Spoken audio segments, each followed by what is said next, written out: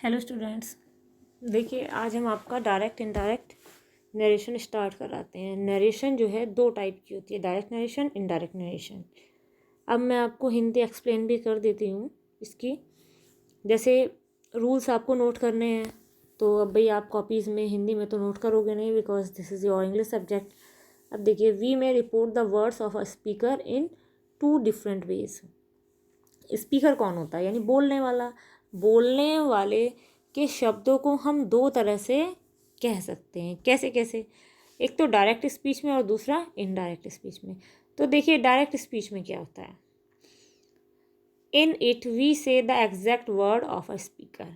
इसमें हम कहने वाले के एग्जैक्ट वर्ड कह देते हैं, यानी जो स्पीकर होता है यानी जो बोलता है वो जैसे बोला होता है हम वैसे ही बोल देते हैं। तो दे भी रखा है मैंने ब्रैकेट में, the exact word of the speaker are written within inverted commas.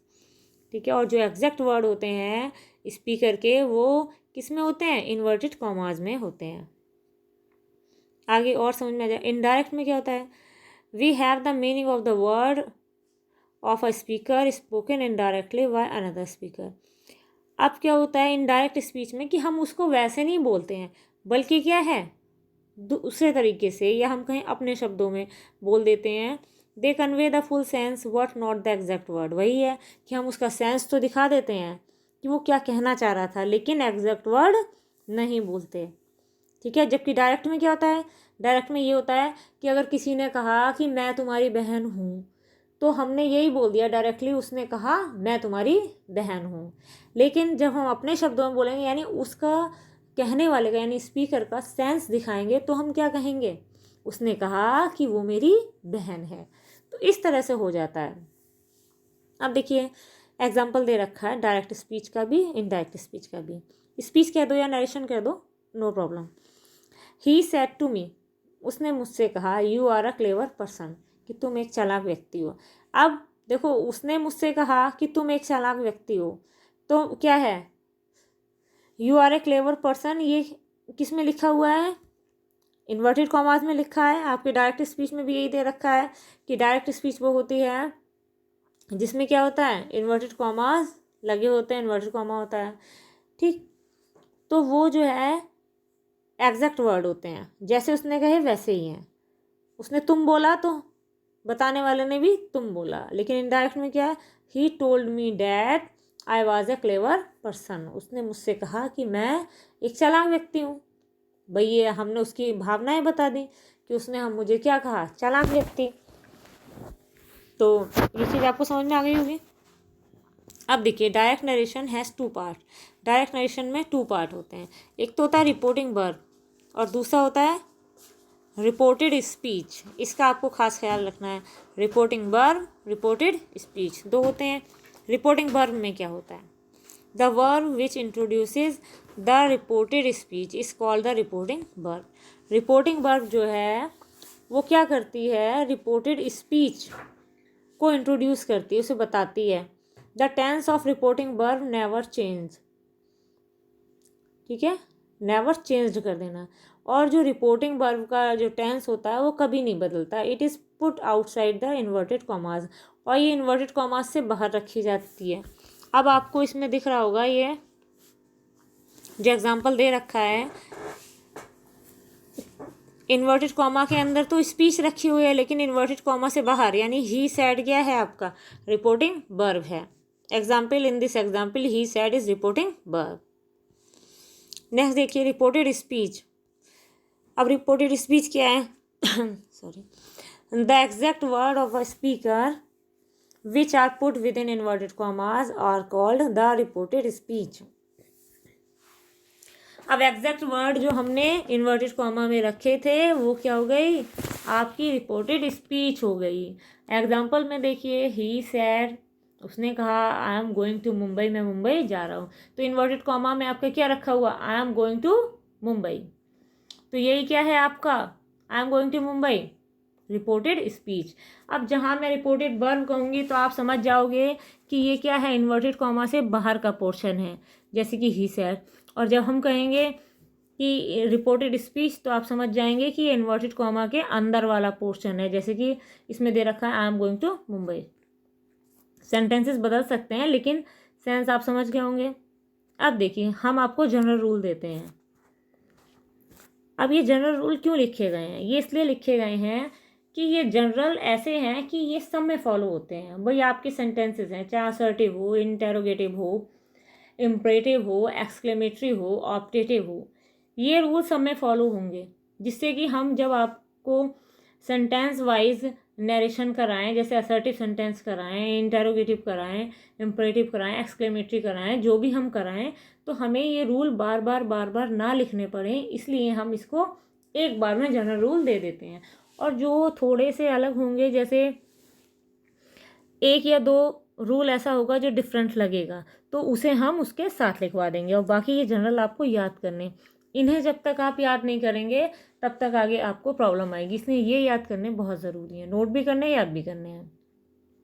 अब देखिए, while changing direct speech into indirect speech the inverted commas are removed and the comma after the reporting verb is removed and usually some suitable conjunction is used between the reporting verb and the reported speech। ये मैं आपको बता भी चुकी हूँ, लेकिन इसे general भाषा में भी सुन लीजिए। जब हम डायरेक्ट स्पीच से इनडायरेक्ट में बदलते हैं या डायरेक्ट नरेशन को इनडायरेक्ट नरेशन में बदलते हैं, तो हम क्या करते हैं, जो भी कॉमा लगा होता है, इन्वर्टेड कॉमा लगा होता है, उसे हम हटा देते हैं। और हटा देने के बाद उसमें एक कंजक्शन लगा देते हैं। ठीक है, जैसे कि सबसे ऊपर मैं आपको दिखाती हूँ, ये सेंटेंस हमने बनाया था जो हाईलाइट किया हुआ है, पिंक एंड ग्रीन। देखिए इसमें इनडायरेक्ट स्पीच देखिए, he said to me that, that दिख रहा है आपको। तो हमने क्या किया है, ये ऊपर जो कॉमा इन्वर्टेड कॉमा लगा हुआ है, डायरेक्ट स्पीच का कॉमा इन्वर्टेड कॉमा देखिए, ये दोनों हटे हुए हैं। और फिर हमने उसकी जगह क्या यूज़ किया है, डैट यूज़ किया है। समझ गए होंगे आप। अब देखिए अगला point, the first person of reported speech is change according to the subject of reporting verb. अब क्या होता है, जो रिपोर्टेड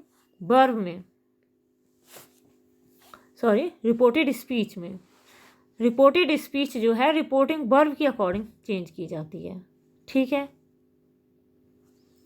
अब कैसे की जाती है, अगर हमारा जनरली सुन लीजिए, पहले फर्स्ट पर्सन सब्जेक्ट के अकॉर्डिंग चेंज होता है, सेकंड पर्सन ऑब्जेक्ट के अकॉर्डिंग, और थर्ड पर्सन में कोई चेंज नहीं होता। तो दे ही रखा है, the first person of reported speech is change according to the subject of reporting verb. Reporting verb में जो सब्जेक्ट दिया होगा उसके अकॉर्डिंग क्या चेंज हो जाएगा, सब्जेक्ट। सेकंड पर्सन किसके अकॉर्डिंग चेंज होगा, second person of the reported speech is change according to the object, object के अकॉर्डिंग चेंज होगा। And the third person is not change या रिमेन अनचेंज। ठीक है, ये आप ध्यान रखेंगे। इसको हम वैसे एक छोटे से तरीके से ऐसे कर लेते हैं, जैसे हमने लिख लिया आपका SON, सन लिख लिया, इस पर हम ऐसे हैं 1 2 और 3 डाल लेंगे, 1 2 3। अब क्या याद रखेंगे, इससे नीचे हमने लिखा सन SON और ऊपर लिखा 1 2 3, तो इससे हमें क्या ध्यान रहेगा, subject is change according first person is change according to subject, क्योंकि फर्स्ट के नीचे S लिखा है तो फर्स्ट पर्सन सब्जेक्ट के अकॉर्डिंग चेंज होगा, सेकेंड ऑब्जेक्ट के नीचे वो लिखा है, और third person no change, third के नीचे N लिखा है। तो इस तरह से भी हम इसको याद रख सकते हैं। ओके,